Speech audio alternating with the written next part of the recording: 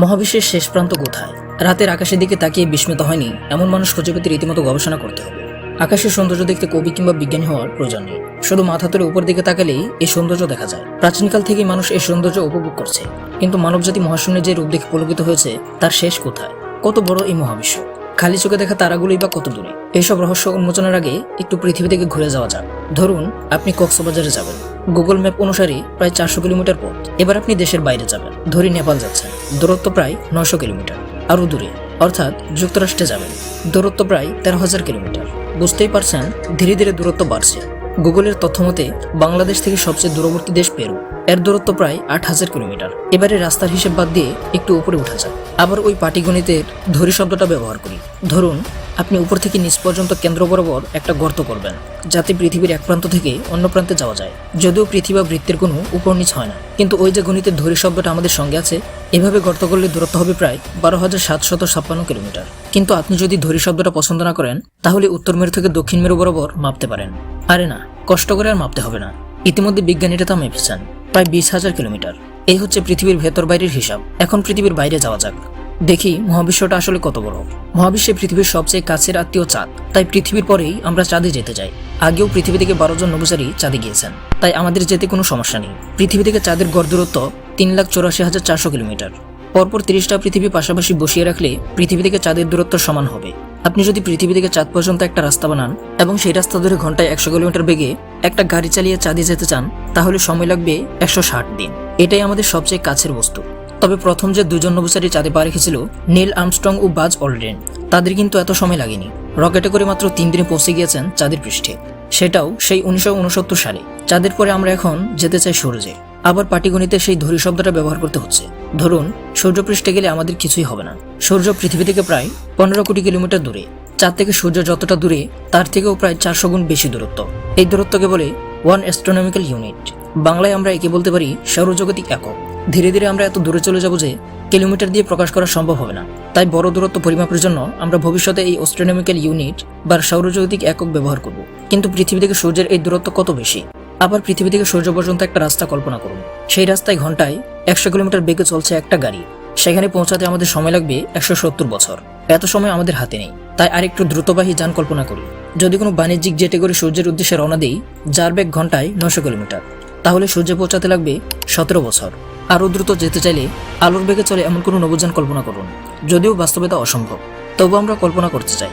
সেই কল্পিত নভোযান চলে চাঁদে যেতে লাগবে প্রায় 8 মিনিট 20 সেকেন্ড। আলো সেকেন্ডে 3 লাখ কিলোমিটার বেগে চলে, তাই এই বেগে সূর্য থেকে পৃথিবীতে আলো এসে পৌঁছাতে সময় লাগে প্রায় 8 মিনিট 20 সেকেন্ড। আমাদের এর পরের গন্তব্য মঙ্গল গ্রহ। এখনো কোনো মানুষ এই গ্রহে পৌঁছাতে না পারলেও অনেক দেশ রোববার পাঠিয়েছে গবেষণার জন্য। মানুষের যাওয়ার ব্যবস্থাও চলছে। যাই হোক, পৃথিবী থেকে মঙ্গলের দূরত্ব প্রায় 225 মিলিয়ন কিলোমিটার। তবে মঙ্গল যখন পৃথিবীর সর্বোচ্চ দূরে থাকে, তখন দূরত্ব হয় প্রায় 401 মিলিয়ন কিলোমিটার। বাণিজ্যিক জেটটিতে করে মঙ্গল গ্রহে যেতে লাগবে প্রায় 50 বছর। নাসার তথ্য মতে কোনো নভোযান 39,600 কিলোমিটার বেগে ছুটলে লাল গ্রহে পৌঁছাতে লাগবে টানা 3 মাস। নীল আর্মস্ট্রং পৃথিবী থেকে চাঁদের যে দূরত্বে ছিল, মঙ্গলে পৌঁছাতে হলে সেই দূরত্ব হবে 986 গুণ। আপনি আলোর বেগে পৃথিবী থেকে কোনো বার্তা মঙ্গলে পাঠাতে চাইলে লাগবে 20 মিনিট, যেখানে সূর্যে লাগে প্রায় 8 মিনিট। এভাবে চলতে চলতে আমরা যদি সৌরজগতের সবচেয়ে দূরবর্তী গ্রহ নেপচুনে যেতে চাই, তাহলে 4.5 বিলিয়ন বা 450 কোটি কিলোমিটার, অর্থাৎ পৃথিবী থেকে সূর্যের দূরত্বের প্রায় 30 গুণ। সূর্যের আলো নেপচুনে গিয়ে পৌঁছাতে সময় লাগে প্রায় 4 ঘন্টা 15 মিনিট। বামন গ্রহ প্লুটো প্রায় একই দূরত্বে অবস্থিত। মার্কিন মহাকাশ গবেষণা সংস্থা নাসার দ্য নিউ হরাইজন স্পেসক্রাফটের প্লুটোতে পৌঁছাতে সময় লেগেছে প্রায় 9 বছর। নভোযানটির গতি ছিল ঘন্টায় 50,000 কিলোমিটার।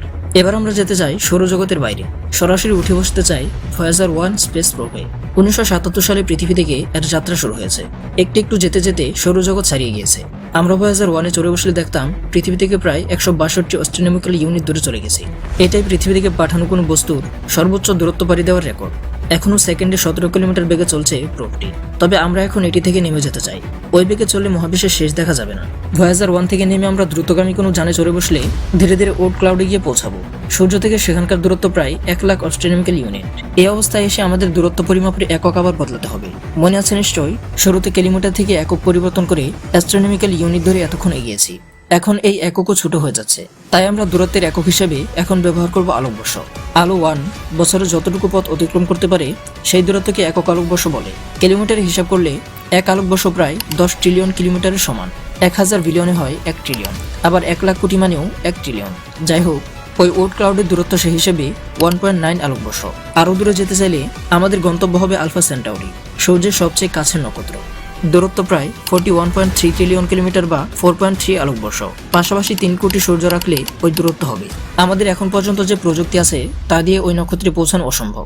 ভয়েজার 1 আলফা সেন্টাউরিতে পৌঁছাতে সময় লাগবে প্রায় 70,000 বছর। আলোর বেগে চলতে পারে এমন কোনো নভোযানে উঠে বসতে পারলেও সেখানে পৌঁছাতে সময় লাগবে 4.3 ইয়ার্স। আমাদের যাত্রা এখন অব্যাহত রাখলে এরপর দেখা হবে মিল্কি গ্যালাক্সি। এর ব্যাস 1 লাখ আলোকবর্ষ। মিল্কি গ্যালাক্সিতে 100 থেকে 400 বিলিয়ন নক্ষত্র রয়েছে। গ্রহ কতগুলো থাকতে পারে ভাবুন একবার। শুরুতে যে আকাশের সৌন্দর্যের কথা বলেছিলাম তা এই গ্যালাক্সির সামান্য অংশ মাত্র। অর্থাৎ আমরা রাতের আকাশে যতগুলো নক্ষত্র দেখি তা মিল্কি গ্যালাক্সির তুলনায় একটা বালুর মতো।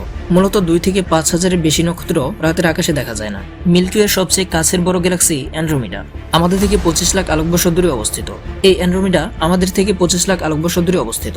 মিল্কি এর তুলনায় সেটি প্রায় 20 গুণ বড়। এরকম প্রায় 50টি গ্যালাক্সিকে একত্রে বলে লোকাল গ্রুপ। এই লোকাল গ্রুপ প্রায় 1 কোটি আলোকবর্ষ জুড়ে বিস্তৃত। অর্থাৎ এর এক প্রান্ত থেকে অন্য প্রান্তে আলো পৌঁছাতে প্রায় 1 কোটি বছর সময় লাগবে। আরও বেশি গ্যালাক্সি নিয়ে যে গ্রুপ হয় তার নাম গ্যালাক্সি ক্লাস্টার। আমাদের সবচেয়ে কাছে রয়েছে ভার্গো ক্লাস্টার। এতে প্রায় 1000 গ্যালাক্সি রয়েছে। পৃথিবী থেকে আলোর বেগে চলা কোনো যান নিয়ে ছুটলে সেখানে পৌঁছাতে সময় লাগবে প্রায় 5 কোটি বছর। ক্লাস্টারগুলো একটা অন্যটার সঙ্গে মিলে তৈরি হয় সুপার ক্লাস্টার। এতক্ষণ আলোচনা করা লোকাল গ্রুপ ও ভার্গো ক্লাস্টার অবস্থিত ল্যানিয়াকিলিয়া নামে একটি সুপার ক্লাস্টারে। এর মধ্যে প্রায় 1 লাখেরও বেশি গ্যালাক্সি রয়েছে। নক্ষত্র রয়েছে 100 মিলিয়ন বিলিয়ন। ল্যানিয়াকিয়া সুপার ক্লাস্টার 50 কোটি আলোকবর্ষ পর্যন্ত বিস্তৃত হতে পারে। আমরা আসলে 9300 কোটি আলোকবর্ষর বেশি দূরে যেতে পারবো না। সেই পাটিগণিত ধরি শব্দটা ব্যবহার করলেও যাওয়া যাবে না।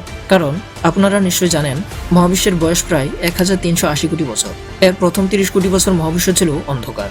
প্রায় 3,80,000 বছর পর প্রথম পরমাণু সৃষ্টি হয়েছে। সেই হিসেবে আমরা 1300 কোটি আলোকবর্ষের বেশি মহাবিশ্বকে দেখতে পাবো না। তবে মহাবিশ্বের কিন্তু এখানেই শেষ নয়। তাছাড়া মহাবিশ্ব নিয়মিত বাড়ছে, এর কোনো শেষ নেই। কিন্তু এখানে আমাদের রথের লাগাম টানতে হবে, কারণ আমরা পৌঁছে গেছি 9300 কোটি আলোকবর্ষ দূরে। এটাই দৃশ্যমান মহাবিশ্বের রেখা। সম্পূর্ণ মহাবিশ্বের তুলনায় দৃশ্যমান মহাবিশ্ব ক্ষুদ্রই বলা যায়। আসলে মহাবিশ্ব কত বড় সে সম্পর্কে আমাদের কোনো ধারণাই নেই।